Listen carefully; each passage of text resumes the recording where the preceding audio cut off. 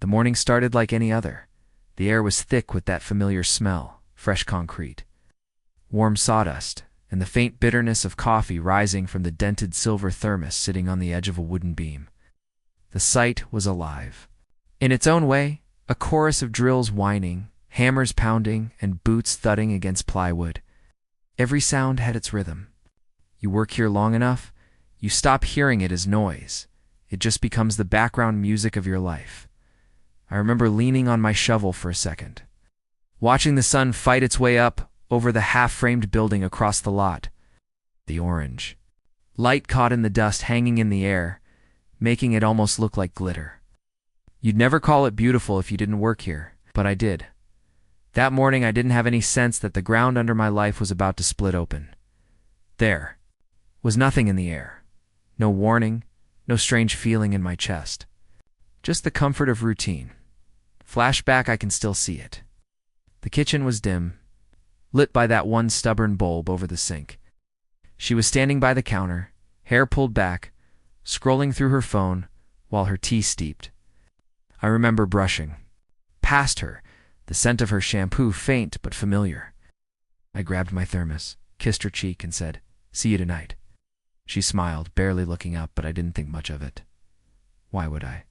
Back on site, I slipped on my gloves. The rough leather stiff from yesterday's rain.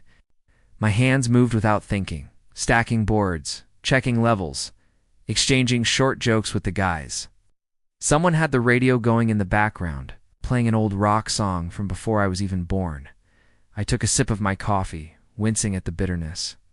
I always told myself I'd start adding sugar, but never did. There's something about bitter coffee on a cold morning that makes you feel like you're working. If I could freeze time, maybe I'd stop it right here, before the buzzing phone.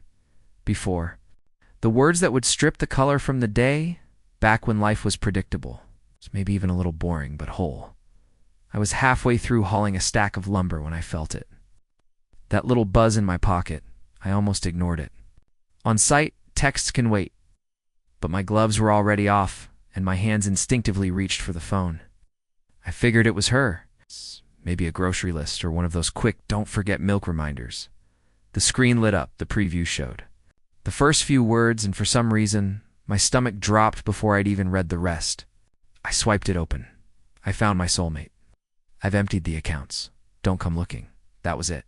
No, I'm sorry. No explanation. Not even my name.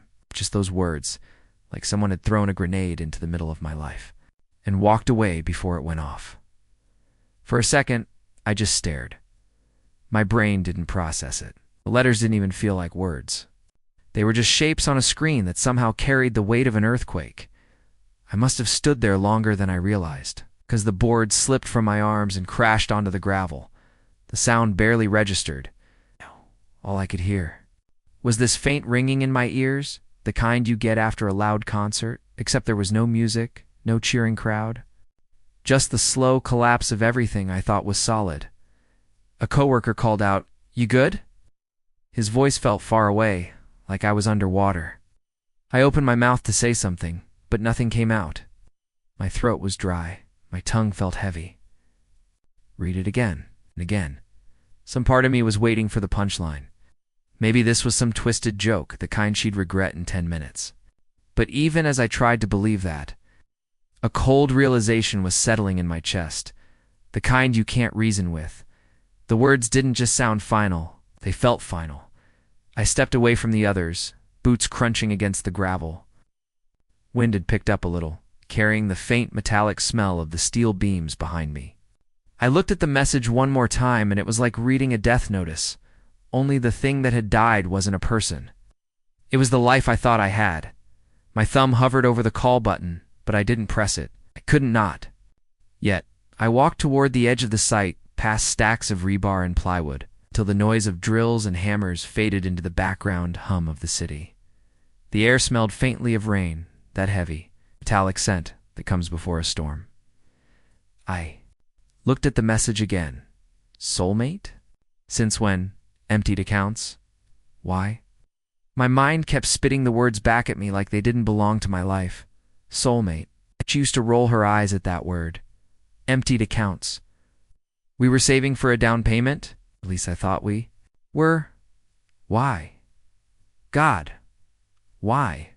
I scrolled up in our messages, half expecting to find something, a fight, a hint, some kind of warning, but it was just the same old thread. Little conversations about what to make for dinner, which bills were due, what movie to watch Friday night.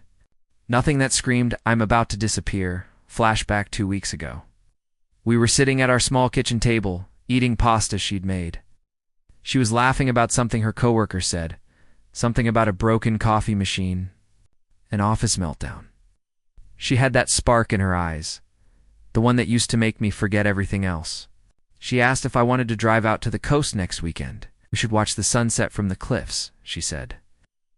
I remember smiling at her, thinking, God, I love this woman. There was no shadow in her face, no hint of goodbye. Back in the present, my hands were shaking.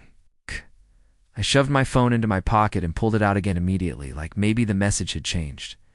Like maybe it would say something different this time, but it didn't. I replayed the last month in my head, the late nights at work, the sudden girls' nights she hadn't mentioned before. I told myself then that I was overthinking, that I didn't want to be the paranoid type. But now it all felt like pieces of a puzzle I'd been too blind to put together. I don't know if it was denial or hope, but some part of me still thought maybe she was just overwhelmed. Maybe this was her way of lashing out. People don't just find soulmates overnight, right? They don't just drain everything you've built together like it was never theirs to begin with. Or maybe they do. The rain started to come down, slow and light, dotting the dust at my boots. I didn't move. I just stood there, staring at nothing, trying to make sense of a story that no longer made any sense at all. The drive felt longer than it ever had before. The windshield wipers dragged back and forth, squeaking against the glass, smearing thin. Streaks of rain, instead of clearing them, the road ahead shimmered with puddles, streetlights bending and breaking in their reflections. The radio was on, some song I knew, but the words didn't land. The melody just floated there weightless, while my thoughts carried all the heaviness. Every verse was swallowed by the pounding in my chest. Each stoplight felt like a dare. Red. Wait, tap, dash, tap, dash, tap. My fingers drummed on the steering wheel, restless, matching the rhythm of my heartbeat. Green. Go. I kept imagining the house. Would she be there? Would I find her sitting at the table, ready with some bizarre explanation that made no sense but at least gave me something to work with? Walk into a space half empty, the air stripped of her scent, the rooms stripped of our life. Every mile closer made the questions louder. What if she'd taken more than the money? What if she'd taken the little things I didn't even think to guard, the old photo albums, the gifts from my parents, the ring I thought meant forever? Flashback. I couldn't stop thinking about our first road trip. Same car, same seat, but a completely different weight in my chest. We'd driven for hours to some small coastal town. She had her feet up on the dashboard, hair pulled back, singing along to every song, whether she knew the words or not. Remember glancing at her in the sunlight, thinking this is what my life should feel like. That whole day smelled like ocean, air and sunscreen. Now the only thing in the car was the damp scent of rain and the ache of how far away that memory felt. I gripped the wheel tighter, somewhere between the sight and home. The shock began shifting into something sharper, panic, maybe, or dread. I could feel it sitting in my throat, heavy and unspoken. I didn't know what I wanted more: for her to be there so I could demand an explanation, for her to be gone so I wouldn't have to see the truth in her eyes. The wipers dragged again. Another. Red light, tap dash, tap dash, tap dash. The key felt heavier in my hand than it should have. I stood there for a second before turning it, listening to the familiar click of the lock. For some reason, I have expected noise on the other side. The hum of the TV. Music from the kitchen, maybe even her voice calling out. Ow. But when the door swung open, there was nothing. Silence. The kind that doesn't just fill a room, it swallows. I stepped inside, and the first thing that hit me was her perfume. Faint, like it had been days since she sprayed it, but still there, clinging to the air like a ghost that hadn't figured out it was gone. Then my eyes started catching details. The The couch was still there, but the throw pillows were gone. The lamp in the corner, gone. The rug we picked out together, gone. My chest tightened as I moved further in. Drawers hung open in the hallway like someone had gone through them in a rush. In the bedroom, half the closet was empty. Clothes, the ones that used to crowd mine to the point I could barely fit a jacket in, were gone. The hanger swung a little, creaking softly, as if mocking the stillness. On the walls, there were pale rectangles where picture frames used to be. Our wedding photo. The one from our trip to the mountains. The little candid shot of us laughing. Over takeout, all of them gone, leaving behind these ghostly outlines in the paint. As if the walls themselves remembered more than they should. I sat on the edge of the bed for a moment, pulling out my phone with shaky hands. I opened the bank app. 0. Not a low balance. Not pending transactions. Just 0. That was when the real weight of it hit. She hadn't just left me. She'd erased me from our life. Taken the money, taken the things, taken the proof. We'd even shared this space. I got up and wandered room to room like a stranger in my own home.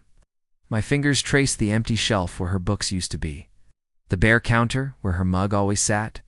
The windowsill where she kept that tiny cactus I gave her. It was the same house, but it didn't feel like mine anymore. It felt smaller. Like the walls had shifted inward, closing around me. I sat at the kitchen counter. The surface bare, except for a pile of envelopes and my cooling cup of coffee. The sound of the rain outside was steady now, tapping against the window in a slow rhythm that somehow made the silence inside even heavier. I tore into the first envelope. Electric bill. Overdue. Second one, credit card statement. Maxed out. The next, another credit card. Maxed out too. I stared at the numbers, trying to add them in my head, but the total didn't feel real. My mind kept slipping, like it didn't. Want to stay in this moment long enough to truly understand what it meant? Rent was due in 5 days. A paycheck from the site would barely scratch it, let alone cover everything else. I pushed the bills away and leaned back, staring at the ceiling. My head felt too heavy for my neck, like the weight of all of it was pressing straight down into my bones. Flashback, we'd had this conversation more than once. God. Sitting at this very counter, she'd lean in with her elbows resting on the surface, talking about how if we kept saving, we could have a down payment ready in a year or two. We could get a small place, she'd said once, smiling as she ran her finger along the rim of her coffee mug. Something with a backyard. Maybe. A little garden, I'd nodded, picturing it so vividly I could almost smell the cut grass. Looking back now, that scene feels like a twisted performance, a rehearsed line in a play where I didn't know my role. I stared at the numbers on the statements again. And this time, the disbelief gave way to something sharper. Anger, not just because she left, not just because she took the money, but because she planned this. This wasn't impulse. You don't empty bank accounts, max out cards, and strip a house bare overnight. She'd been planting seeds for weeks, maybe months, smiling while she was packing up pieces of our life, laughing over dinner while she was checking her escape. Root. The thought made my jaw clench. My pulse started to pick up. I wasn't just looking at financial damage. I was looking at evidence. Evidence that every conversation we'd had about our future was a lie she'd already decided to abandon. The rain outside hit harder against the glass. I sat there, gripping the edge of the counter. And for the first time since I'd read her message, I wanted to throw something, break something, leave a mark she couldn't erase. Instead, I just sat in the dim kitchen, surrounded by bills I couldn't pay, breathing through the heat in my chest and wondering how much more she'd taken that I hadn't even found yet. I must have stared at my phone for a full minute before my thumb finally hit her name. The first call rang all the way through, before dropping to voicemail. I called again, straight to voicemail this time. I tried a third time, gripping the phone so hard my knuckles ached. Nothing. The kitchen felt smaller by the second, the air heavier. I could hear the rain still ticking against the window, but it sounded far away, muffled. All I could hear clearly was the sound of my own breathing, shallow and even. Then my phone buzzed. I thought maybe, just maybe, it was her picking up, but no. One message: don't contact me. I'm happy now, that was it. 14 words, and somehow they felt colder than the first message. My chest tightened. I could feel my pulse in my neck and my temples. I wanted to scream. I wanted to throw the phone, to demand answers, to tell her exactly what I thought of her new happiness. But there was no one here to hear it, no one to throw the words at. Instead, I started pacing the kitchen. Back and forth, footsteps soft against the worn tile. I replayed every conversation we'd had in the last few months, scanning them like crime scene footage, looking for something I missed, and then I saw it in my head, a memory I'd brushed off at the time. She was sitting up in bed one night, her face lit by the glow of her phone. I'd rolled over and asked who she was talking to. She'd smiled, but it was the wrong kind of smile, and said, "Just a friend." I remember thinking she lingered on that screen too long, her thumbs moving fast, her eyes locked in. But I let it go. I told myself I was imagining things. Now it felt obvious. Too obvious. I stopped pacing and leaned against the counter, my hands flat on the cool surface. The anger from earlier was still there, but it was changing. Fire anymore. It was ice. Cold, steady, and settling in. This wasn't a fight I could win. She wasn't just gone. She'd closed the door, locked it from the other side, and walked away without looking back. The days stopped feeling separate. One bled into the next. Like someone had taken a paintbrush to the calendar and smeared all the lines together.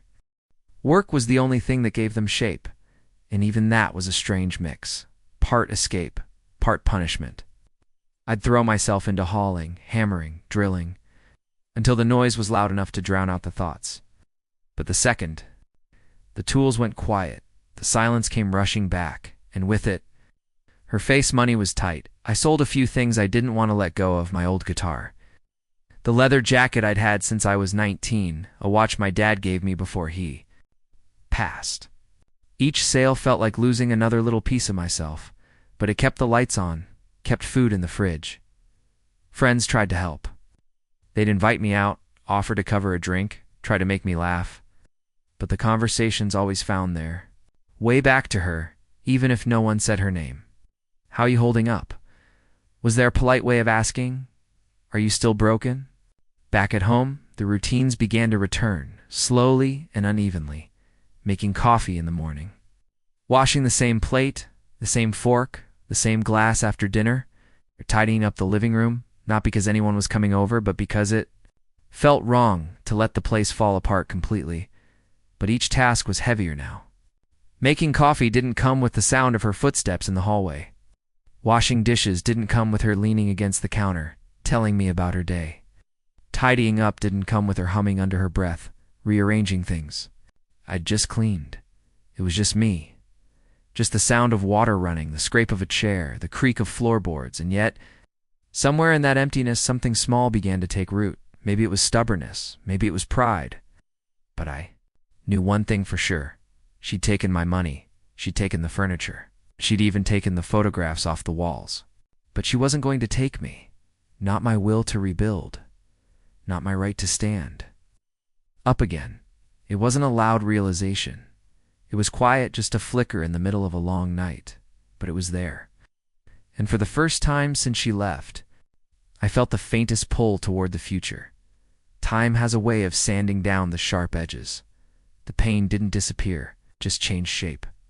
It stopped being a constant stab in the chest and became something quieter, something I could carry without it crushing me. Somewhere in that slow, uneven climb out of the wreckage, I started noticing things I hadn't before. The house felt calmer. The air seemed lighter without that constant undercurrent of tension, the kind you can't always name when you're living inside it.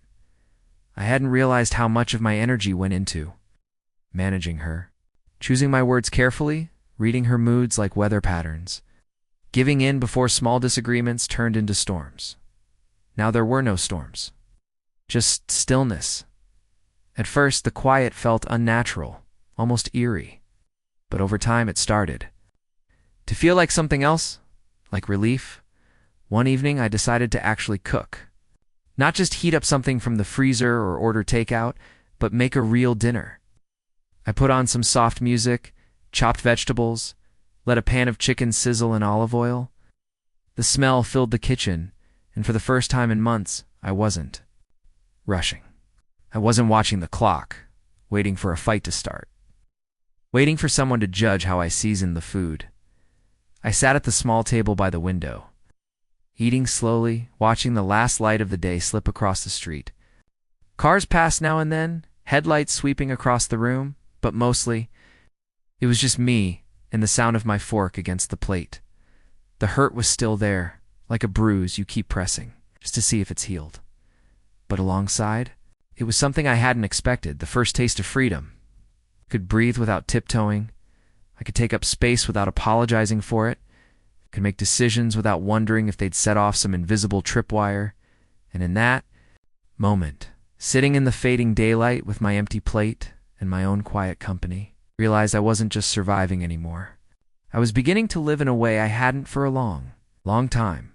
Months passed. The seasons shifted. The air grew warmer. And the days began to stretch again. I found myself back on the same construction site where it all started. The ground was dry, the scent of sawdust and steel mixing in the warm air. The steady hum of tools surrounded me, hammers striking, drills whining. The occasional burst of laughter from the guys on break. This time it felt different, not because the work had changed, but because I had. My phone was in my pocket, but I wasn't checking it. Not for her name, not for any name. That habit, that twitch of hope or dread was gone now.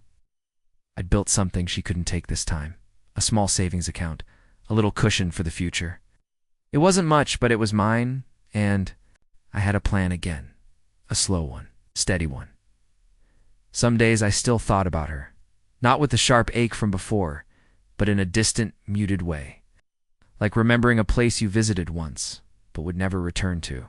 The images were still there, but the pull was gone. I realized I didn't need to win some invisible war with her. I didn't need revenge. I didn't even need an apology. What I needed, I already had a life that was mine, unshaken by her. Absence, she left with the money. But I kept something more valuable. Peace. As I stood there on the site, the sun breaking through the clouds, I felt it. That quiet satisfaction that comes when you've been knocked down and you've taken the time to stand back up. Slowly, on your own terms. I lifted my head, looking at the open sky above the half-built frame of a new home. Somewhere behind me, the guys kept working, talking, laughing. I felt the corners of my mouth lift into a small smile. Not the kind you force, not the kind you share for a camera, just the real, unguarded kind. And then I got back to work.